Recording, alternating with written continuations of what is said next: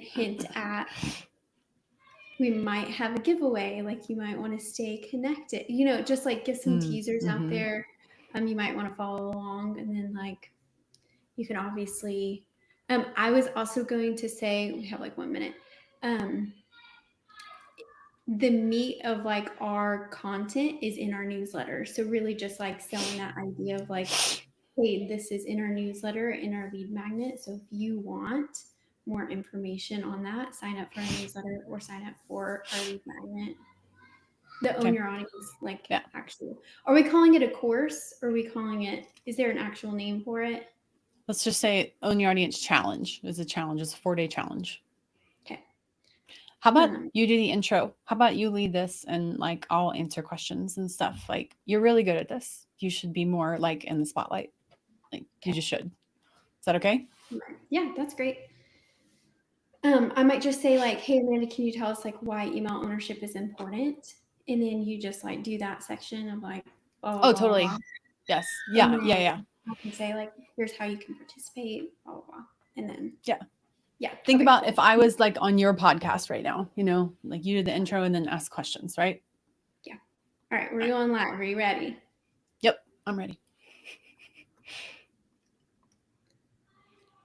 Going live. Cool. We're live. Woo, woo, woo. We're going live across a couple different platforms. Welcome. As we kind of get this connected, make sure it's going good. Welcome, welcome. Cool. Happy Friday. We made it. Happy Friday. We made it. Holy cow. Welcome, welcome. We're just letting people trickle in and join and make sure everything's going good.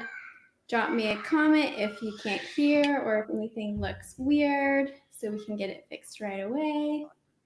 Thank you. People are joining. That's awesome. Welcome, welcome. We love to have you. Cool.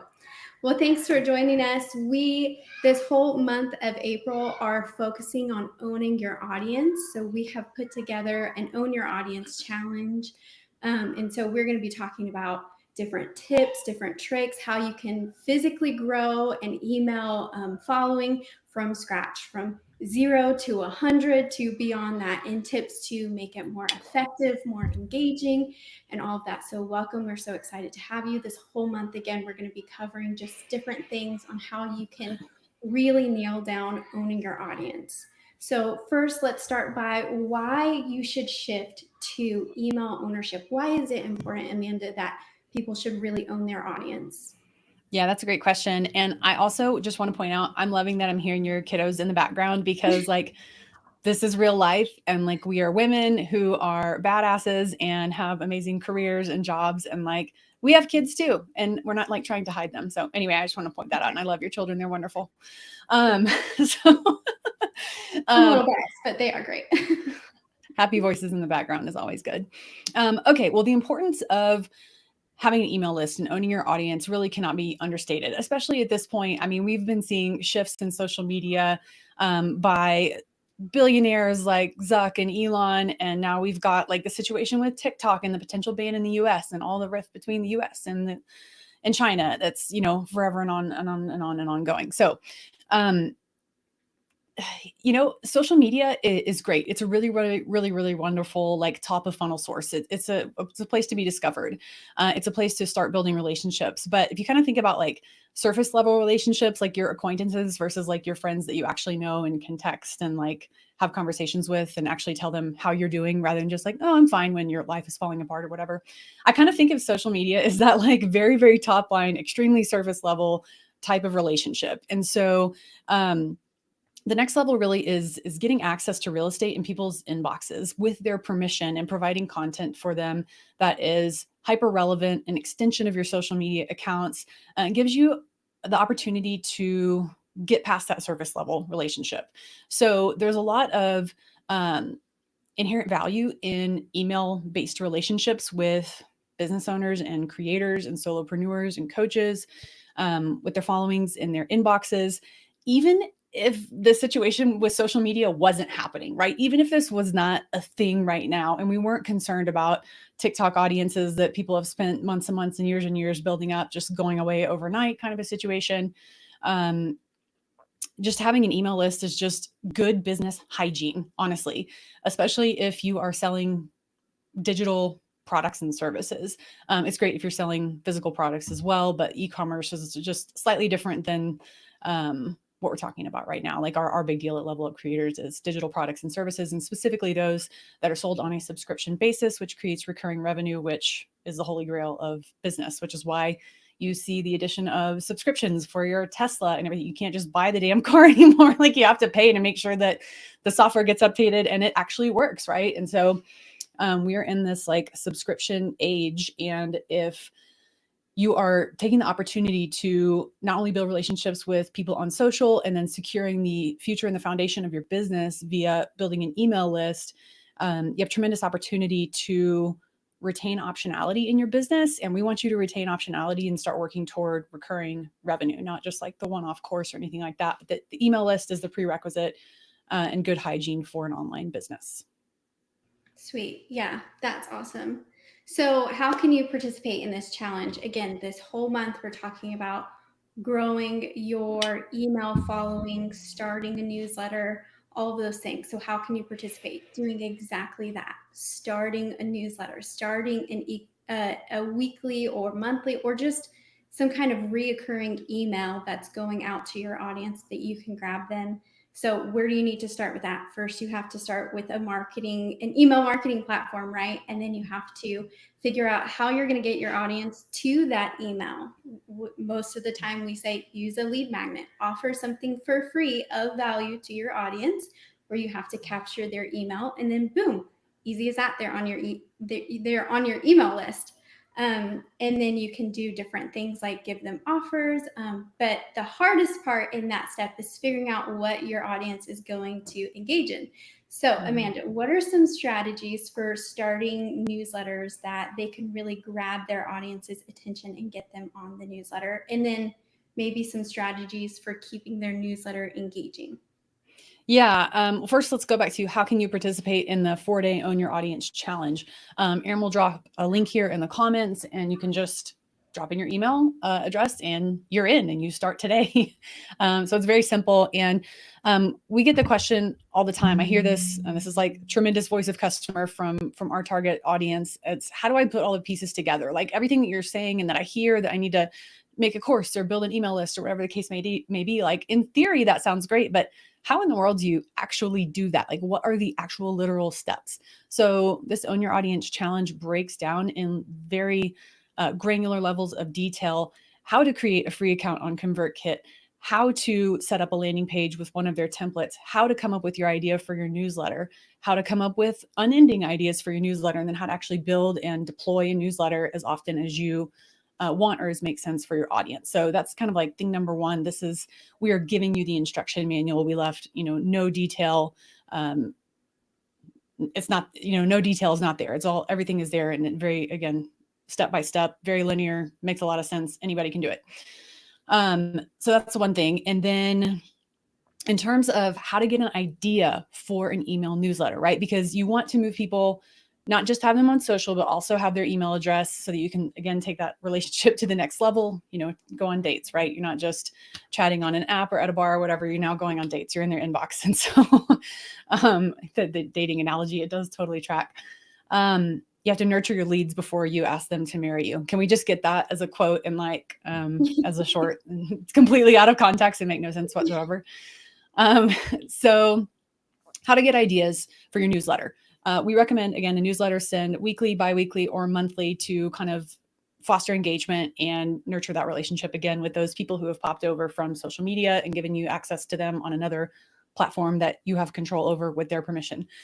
Look at your content and your reels and your posts and your carousels and see what's gotten the most views, the most comments, the most engagement. So by either action or inaction, your social media followers are by default giving you quantitative information and data about how your content is doing, right? Some of it flops, some of it hopefully goes viral and does really well. And so if you can kind of identify like maybe your top 12 to 24 or so posts, see if you can find commonalities amongst those. I mean, you've built your account around a central topic. Like hopefully it is your area of expertise and experience and passion all combined into one. You're sharing knowledge and information with the world, and they are gathering around you and following you and participating with your content, right?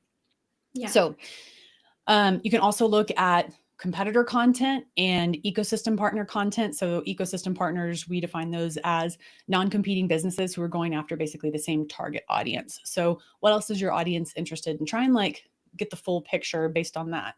And you can even like start typing in search terms or phrases or questions that you get asked into Google and like just see what gets auto-populated in Google when you fill that in. So that should give you a good idea. And also you can do a lot of experimenting before you like say, okay, this is the newsletter I'm going to do. This is the internet. This is not like something that we are setting in stone or concrete or anything like that. And so newsletters really span the gamut in terms of what they're about. Some of them are my top 3 favorite things this week, or maybe like it's quotes of the week or inspirational or recipe of the week, or, our newsletter this month, we're talking all about owning your audience, and we talk about Level Up Creator School, and we offer free resources. And so we have kind of like different sections, and Erin and I are talking about adding a section on highlighting a creator each week, and just making sure that what we are offering in our newsletter is a strong reflection of, it kind of bridges the gap between our social media and our products and services, right? And so we are offering value first. We're not like, buy this, buy this, buy this, buy this. This isn't like a shoving in your face, like used car sales pitch or anything like that. This is relationship based, it's value based, and we are here to like bring value to continue to earn the right to be in your inbox every week. Otherwise, you unsubscribe, right? Yeah. Yeah, that's all great. Okay, so we're going to do some Q&A about building newsletters. I see we have some comments trickling in. So if you have any questions, feel free to put them in the chat. So Haley wants to know, what is the best way to get your first 100 subscribers to your newsletter? Yeah, that's a great question. So hit up friends and family first, get a little bit of traction. It's okay if your mom and your uncle and your cousin and like your spouse are the only ones opening your newsletter at first. Okay. So get some people opening it, and get some accountability to write it, right? Like get a couple under your belt with people that are safe and that love you and aren't going to, unsubscribe or anything like that. So start with friends and family, super simple, super easy. Your mom will definitely subscribe. But from there, you very quickly want to go to your social media audiences, right? And so most people listening are probably already creators or solopreneurs and have some level of presence online, right? Otherwise, we're taking a whole entire step back. So I'm going to assume you have some engagement on social media, whether it's just LinkedIn and Twitter or whatever the case may be. So you want to just tell your subscribers that you are going to start writing an email newsletter. You can even kick this off with a poll like, hey, would you prefer this, or this? And then start to foster that engagement and ownership, so that when people feel like they have a say in something, they're a lot more bought in. And that's just like basic psychological principle. And so the more sway and say and input that your audience feels that they have, the more likely that they are going to feel like they're a part of it and subscribe and follow along and not unsubscribe, right? So tell people, you can ask them in a poll or tell them, hey, I'm planning on doing this. I'm doing an experiment. If you're not sure that this is something you can keep up forever, or I'm doing like a 3-month or 10-week series or something like that on this specific topic. I'm going to do a deep dive. It's only through email.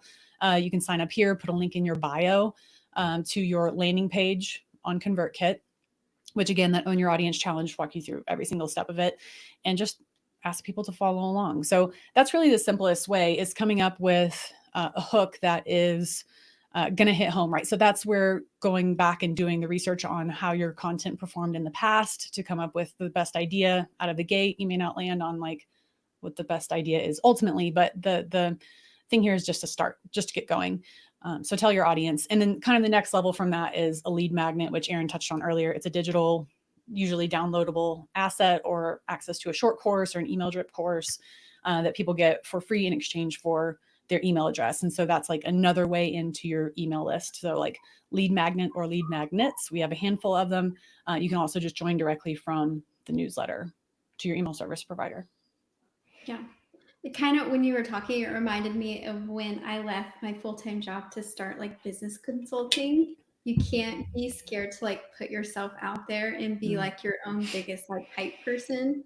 And a lot of times, like if you already have a following, those people are invested in you and like value your connection already. So like Mhm. posting it on social media, people aren't gonna be like, oh, that's so annoying. They're trying to get more of my time. No, a lot of times people want a deeper way to connect with you, and don't be scared to put yourself out there because they likely your audience wants that. Okay, so another Mhm. question from Daniel. How often should I email my list without annoying my subscribers? That's a great question. Hey, Daniel, thanks for the question. That is great. It depends on your audience and the topic of what you're sharing about. And so, again, the action or inaction that your email subscribers take by either opening your emails or not, either clicking through on the links that you provide or not, is going to dictate how often you should send your newsletter, probably. So, I would test and then look at the data and make adjustments based on that. And that's the quantitative feedback. Again, then we'll look at the qualitative feedback. And so you can ask people, like engage with them. Again, the more engagement, the more input people feel like they had that you took into account, the more ownership that they are going to feel like they have over something that may seem as silly as like an email newsletter, but it is absolutely true. Like, oh, I helped make that thing, you know? And so that's very helpful. But we recommend weekly, every other week, or monthly.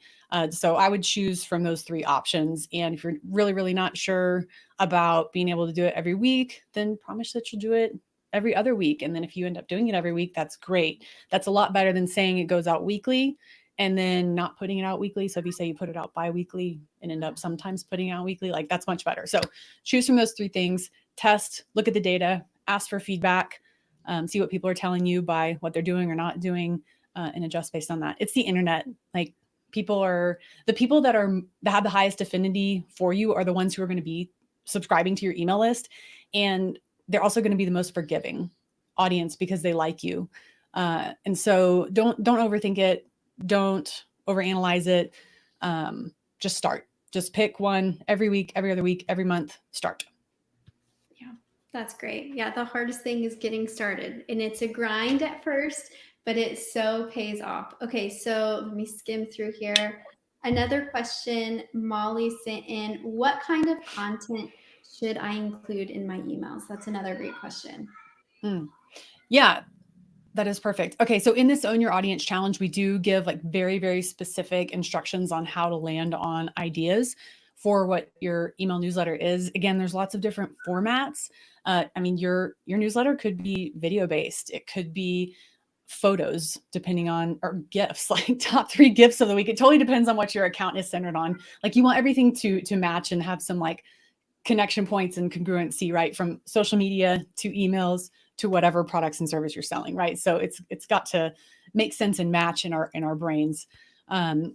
So double down on content that is done well online. Like you can elaborate on something and like do a super, super deep dive. Or if you've done a super deep dive on something before, you can pull back and look at like the big picture. And so there's all sorts of different ways that you can approach your content. But again, looking at your ecosystem partners and competitors, what kind of content is doing well. So that'll give you enough ideas just from looking at your content and other people's, what's performed well and what hasn't. That's probably equally or even more important is what content has not performed well. Do not put that in your newsletter. And that'll get you started. And then something I really like that Nathan Barry, the guy who owns ConvertKit, has been promoting pretty much since like day one, it's been almost a decade, is at the bottom of each of your newsletters, and especially in like a newsletter welcome sequence, which is automated emails that people receive when they first subscribe to your newsletter, which we talk about in the Own Your Audience challenge, is to just ask the question, what are you struggling with most right now? Or how can I help you? Or what would be the most valuable information that I can share? So craft a question that elicits a response from the people who are receiving your email. And again, they'll feel like you care, you're listening. And if you address someone's question specifically in your newsletter, like as an entire newsletter edition, that person is going to feel so very special and like they're never going to unsubscribe to your email list. And so put your ear to the ground and listen, and don't just listen, but elicit a response, like ask a question, prompt a response. And that will also give you plenty of ideas. Yeah, That's really good. And I think we talked about this in our last live, but making sure that your content in your newsletter mirrors your personality and like what you are Yeah. posting already.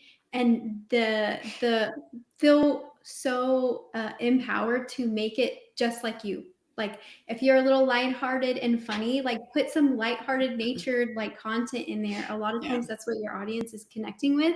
It's why they like you. So don't feel like trapped, like it has to be over serious or has to be like this crazy long value. Like I'm giving away a free course inside my newsletter each week. It doesn't have to be like that serious. So yeah, just feel free. The freedom to do whatever you want, create whatever you want, and make it a piece of you, just like an extension. So here's another question from Nick. He says, how do I make sure my emails don't end up in the spam folder? Hey, Nick, thanks for the question. Email deliverability is kind of a beast in and of itself. And so platforms like ConvertKit and ActiveCampaign, Klaviyo, I mean, all of the major ones at this point, they're going to help you with that effort, with their email deliverability. They have like entire teams dedicated to helping with this. And so one thing is having people confirm their subscription. So I'm sure you have subscribed to an email or grabbed someone else's free digital download lead magnet. And then you get an email in your inbox that says, please confirm your subscription. And so you click that button, and that's like one helpful way that you can help with deliverability, not sending spammy stuff. And so ActiveCampaign, I call it the spamometer, when you're like testing subject lines and pre-header text and email copy and stuff like that. ActiveCampaign will tell you like, hey, this isn't going to fly. You can't use this specific word or something like that. That's all automated. That is super, super, super helpful. And a lot of welcome sequences, creators will also ask you like, hey, please white label my email address, add this email address. This is the newsletter email address, add it to your list of contacts. And that will help as well. But as long as those are 3 good tips. And then as long as you're on a platform that is legitimate, which again, we recommend ConvertKit and ActiveCampaign most often if you're selling digital products and services, and they will help with that effort. But otherwise, confirm the opt-in, have people white label your email address, and you're not like adding people to a list. One, you can't do that. You can't add someone to an email list without permission. That is like super, super, super no. And then when they unsubscribe, you need to make that one easy for them to do. And like, don't hide the button or anything like that. And then actually don't contact them again. All those things help you. And email open rates also will just in general help your deliverability. Yeah.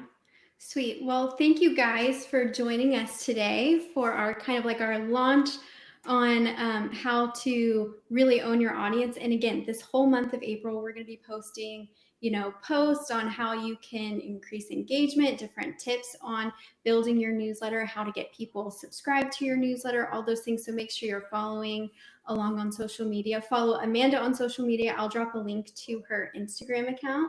You don't want to not follow her because there's a chance that maybe there's a pretty sweet giveaway that's going to happen later in the month. We're also going to be doing lives every week, so look out for those, and we can be here for you if you have any questions as you are setting up your newsletter, as you start the journey of getting subscribers onto your newsletter. If you run into any snags, we're here for you. And in any sense, in any business sense too. If you have any other questions, we're always here in any live session to answer your questions. So thank you so much for joining us today. Thank you, Amanda, for all your amazing insight as always. And we will see you next time. Drop a comment if you have any more questions after the live is over. Thanks, guys. Have a good weekend. Have a great weekend. Bye.